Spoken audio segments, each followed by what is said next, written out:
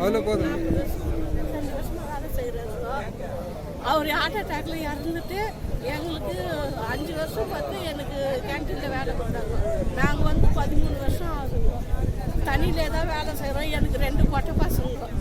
படிக்க வைக்கிறதுக்கு காசு இல்லை, வீட்டு வாடகை கட்டணும், எதுவுமே எங்களுக்கு இதுவும் இல்லை. இப்போ தான் சம்பளம் ஏற்றி கொடுத்துக்கிறாங்க. 10,000 தான் வருதுங்க எங்களுக்கு.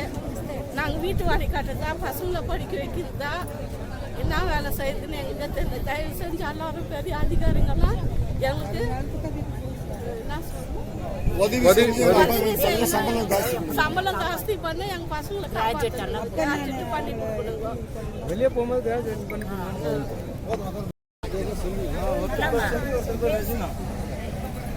பேசுங்க.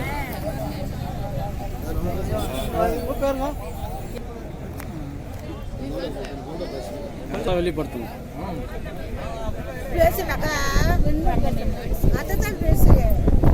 மனசில் எவ்வளோ கஷ்டப்படுது.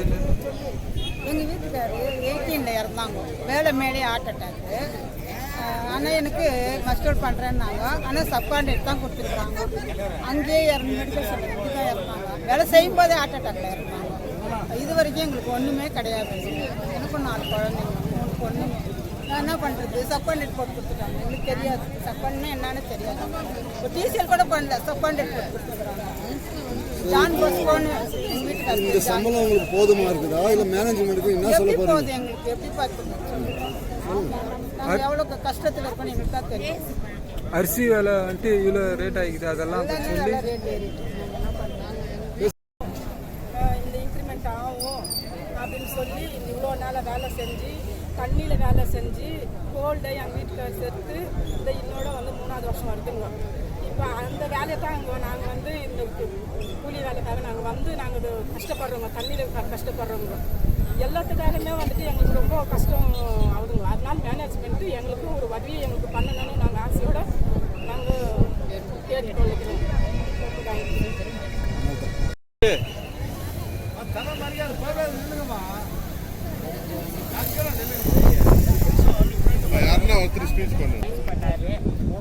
அந்த இதில் வந்து நான் வேலைக்கு வந்தேன். வேலைக்கு வந்து இப்போ 13 வருஷம் ஆகுது. எங்களுக்கு எந்த ஒரு இதுவும் இல்லை. ஆனால் இப்போ ஒரு 2-3 வருஷமாக தான் எங்களுக்கு பேமெண்ட்டு 10,000 தான் கிடைக்கிறாங்க. 10,000 ரூபாய் வச்சுட்டு நாங்கள் என்ன பண்ணுறது? பள்ளிக்கூடத்தில் படிக்க வைக்கணும், வீட்டு வாடகை கட்டின்னு இருக்கிறேன், கரண்ட்டு பில் கட்டணும், பிள்ளைங்களை பார்க்கணும், வீட்டு சாப்பாட்டுக்கு பார்க்கணும். எந்த ஒரு இதுக்கும் எங்களுக்கு இந்த காசு பத்தாது. அதனால் நாங்கள் ஸ்ட்ரைக் பண்ணி இருக்கிறோம். சிஎம்டி சொல்லு உங்கள் பேர் என்னங்க? என் பேர் ரெஜினா. நான் வந்து விஜயநகர் பெம்மல் பேர் மாணிக்கம். எவ்வளோ வருஷம் வீட்டுக்கார வேலை செஞ்சாரு? அவர் 39 வருஷமாக வேலை செய்தார். டிசிஎல்லாவே இருந்தாருங்களா? டிசிஎல் தான். அந்த வேலை உங்களுக்கு கொடுத்துக்கிறாங்க? ஆமாம், கொடுத்துருக்காங்க. ரெஜினா உங்கள் பேர்? என் பேர் ரெஜினா. பண்ணுவாங்க.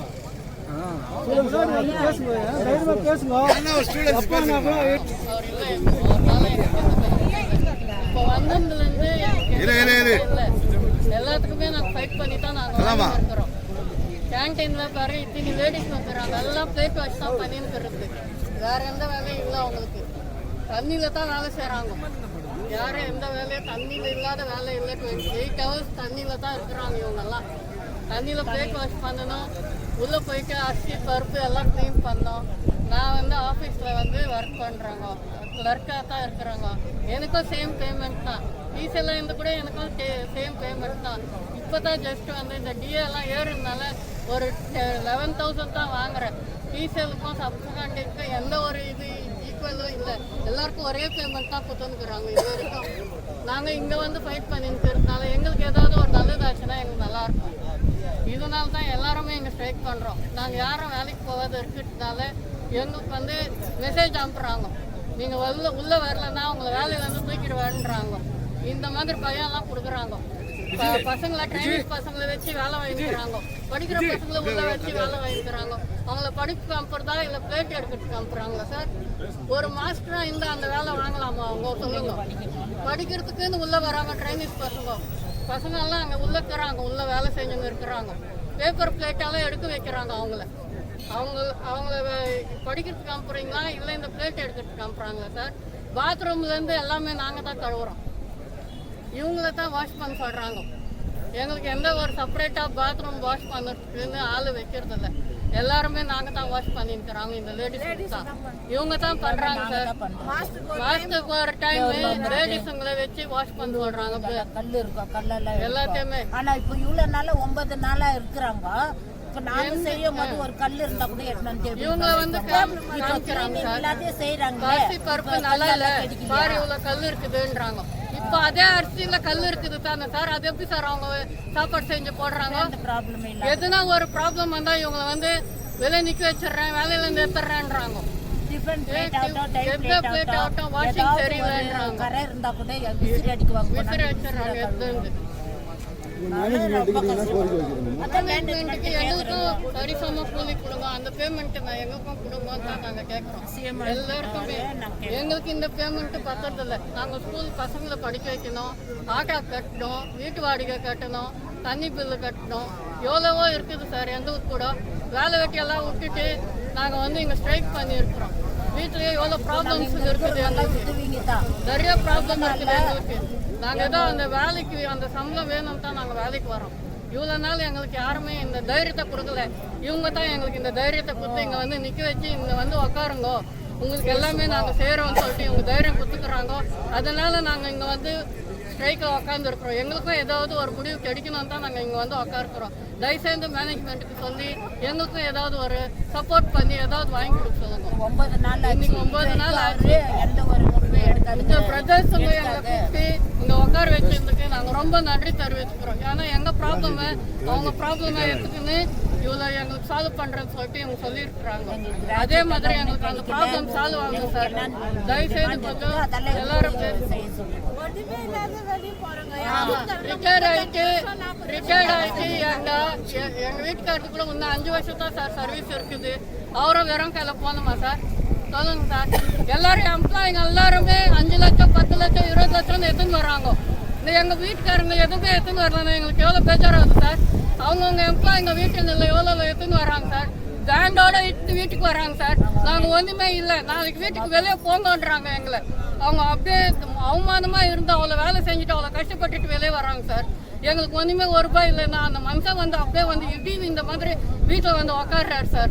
₹1 இல்லைன்னு நாளைக்கு வேலை விட்டுட்டு நின்றுடுறேன்னா இன்னைக்கு 1 மாதத்துக்கு முன்ன எங்கன்னா வேலை போய் தேடுறாரு. ஏன்னா நான் ரிட்டையர் ஆயிடுறேன், வீட்டில் எப்படி நான் சம்சாரம் நடத்துறதுன்னு சொல்லிட்டு. எப்படி சார் இதெல்லாம் ஒரு மேனேஜ்மெண்ட் பண்ணுறதா சார்? இதெல்லாம் சொல்லுங்கள். நீங்கள் எங்களை கேள்வி கேட்கணும்னு நீங்கள் இருந்தீங்க, நாங்கள் சொன்னோம். எங்களை மேலே எதனா தப்பாக நாங்கள் எதனா மேனேஜ்மெண்ட்டை கேட்டிருந்தா எங்களுக்கு பனிஷ்மெண்ட் கொடுங்க, நாங்கள் ஈஸியாக எடுத்துக்கிறோம். இன்னைக்கு 5 வருஷம் சர்வீஸ் முடிச்சுட்டு நாங்கள் போகிறோம். போன மாதம் கூட சார் எங்கள் கேன்டீன்லேருந்து 4 பேர் ரிட்டையர்ட் ஆனாங்க. எங்களை என்ன சொல்கிறாங்க தெரியுமா? சப்கான்ட்ராக்டாக உள்ள வேலைக்கு எங்களை கொடுங்க, நாங்கள் செய்கிறோம். எங்களை ₹1 இல்லாத நான் விளைக்கிறேன். இன்னைக்கு எங்கள் பொண்டாட்டி பிள்ளைய காப்பாற்ற முடியலன்னு எனக்கு ஃபோன் பண்ணுறாங்க சார் கேன்டீனுக்கு. போன மாதம் ரிட்டையர்ட் ஆனார் சார் அவர். இன்னைக்கு வீட்டில் உக்காந்துக்கிறாரு, சாப்பாட்டுக்கு இல்லாத உக்காந்து எனக்கு ஃபோன் பண்ணுறாரு. எனக்கு சப்கான்ட்ராக்டில் வேலை வாங்கி கொடு சுஜாதான்னு சொல்கிறாரு. நான் எப்படி சார் நான் அவங்களுக்கு வேலை வாங்கி கொடுக்க முடியும்? சப்கான்ட்ராக்ட் பசங்களுக்கே எதுவுமே இல்லை அவங்களுக்கு. அவங்களும் வேற கைடாட போகிறோம், நாங்களும் வேற கைடாட போகிறோம். யாருக்குமே எல்லாருமே ஈக்குவலாக தான் இருக்கிறோம். நாங்கள் எங்களுக்குன்ட்டு எதுவுமே இல்லை. இந்த பேமெண்ட்டு இந்த ஸ்ட்ரைக்கு இதெல்லாம் தான் எங்களுக்கு. இது முடிஞ்சு நல்ல மாதிரியாக வந்தால் எங்களுக்கு ஏதாவது கிடைக்கணும்னு நாங்கள் உங்கள் மேனேஜ்மெண்ட்டை தயவுசெய்து கேட்டுக்கிறோம். தேங்க்யூ சார், உங்கள் ஆப்பர்ச்சுனிட்டி. தேங்க்யூ. ஃபோட்டோ எடுத்துக்கிட்டு பேசாத.